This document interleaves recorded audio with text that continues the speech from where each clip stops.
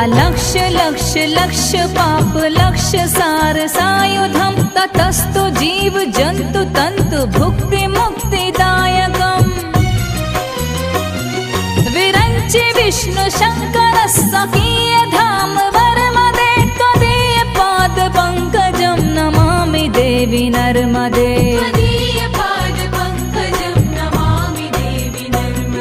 Namami Devi Narmade.